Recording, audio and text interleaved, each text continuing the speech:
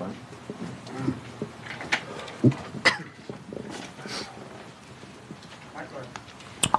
JJ, how did you think you, as a team, kind of established control early and sustained it throughout the game? I just think it is very abnormal for a team to come back from an East Coast trip and that next game, a day after the trip, come out with more energy than the other team and play harder than the other team. On top of that, we had a back-to-back, and we lost a crushing game on Friday night. Our locker room, that was dispiriting to lose that game. It was disheartening. And for our guys to come back with an early start and be the harder playing team from the beginning, that to me says everything about our group. On top of that, this was such a different game than anything we played recently, and it was particularly like polar opposites of the Denver game. In terms of game plan, in terms of what we were trying to get offensively, it was just two very different games, and they were able to execute in Denver. They were able to execute tonight.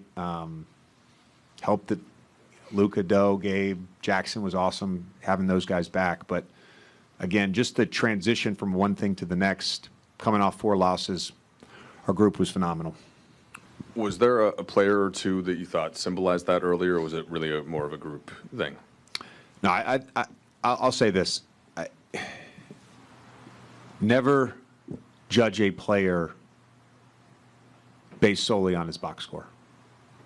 Jordan Goodwin was incredible tonight, and he had 2 points and 4 fouls. He set the tone for us. And they're an incredibly difficult team to guard.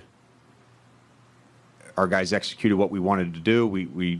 They took the shots we were willing to live with, and him and Doe, everybody had turns because we read it a lot today, but him and Doe set the tone on Book and KD.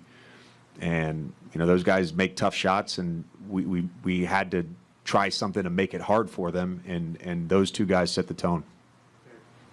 You laid out all the elements for us going into this one. And with that as the kind of setting the table, you held the Suns to 6 for 22 in the first quarter. What about your defense was working at such a high level to hold them to 20%? Yeah, I mean, it started with our physicality and just making catches tough, and then we were shifting off the right guys. I would have to ask Wiv, but our contest rate in that first quarter, because they're really good, and they were able to get us in the blender a couple times, and they were able to get open looks. Our contest rate was really high. There was one, right in front of me. I was at the scores table with Royce O'Neal that I just like that he's not making that shot. And he's on our laser board. He's a phenomenal shooter, but the contest was so good, and I think that was huge. So we had the physicality, so we were making it tough for them to generate the shots, and then when they generated the shots, we had great contests.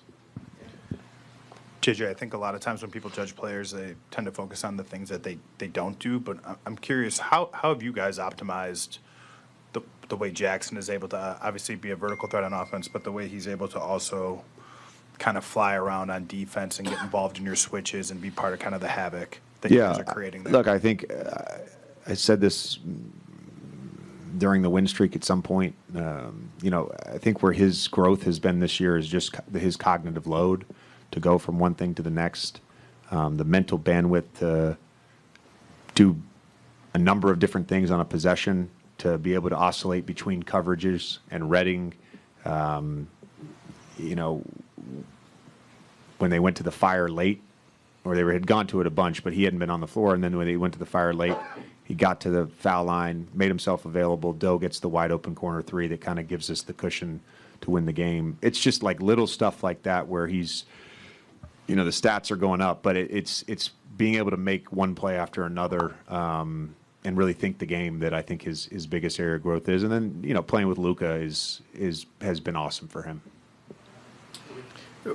Kind of a two-parter. One, with Jordan, what made you decide to go with him in the starting lineup? And then 2, whether it's him, Doe, Vando, those kind of players, Gabe, like how do they change the complexion of your team around the LeBron, Austin, Luka trio? The decision, I talked to Bo, had the scout. I brought it up with him last night after my day at Disneyland with the kids, and they had gone to bed.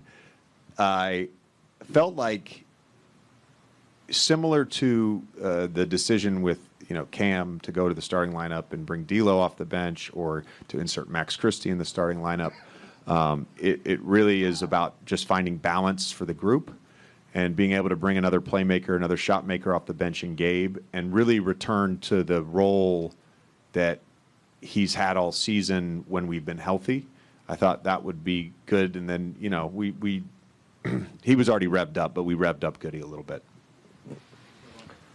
JJ, to follow up on Jackson, how important is his constant screening and rescreening, and then also the ability to play make out of the short roll and just make really quick decisions and reads? Yeah, I think that's another area of growth, is the playmaking in the short roll. Incredibly important when teams are blitzing us, and obviously, you've got to make choices with Luka, and a lot of teams mix it up throughout the game. And I think his ability to sort of read that when they are blitzing, when they're not blitzing, when he can roll all the way to the basket with their redding, when he's rolling through the red and trying to create switch confusion. We're all communicating on that. All 5 guys on the court, the coaches, and Jackson's part of that, and it's been huge. And then you saw it tonight. I think just the vertical spacing that he provides, and it's not even just on like a pick and roll lob, but it's on drives where that low man now has to make some tough choices. And he was early, getting great looks at the rim through that. Hey, Coach. You spoke about having an organization to the offense. How much does having that lob threat help, Luka, Austin, and the team stay organized, in their offense? Yeah, I think the fire in an ISO or the blitz in a pick and roll, you're creating a 4-on-3, and Luka has done that really well. If you don't have a threat at the rim, then it's really just 3-on-3, and teams are able to scram back and get back matched up. So that's just vital. And obviously, anytime you get to the blender, now you're redriving. Having someone again that has the threat of catching a lob or getting a tip in or getting a drop off pass for a dunk, that creates, we call it marginal indecision on against offensive players that we're trying to create with our defense.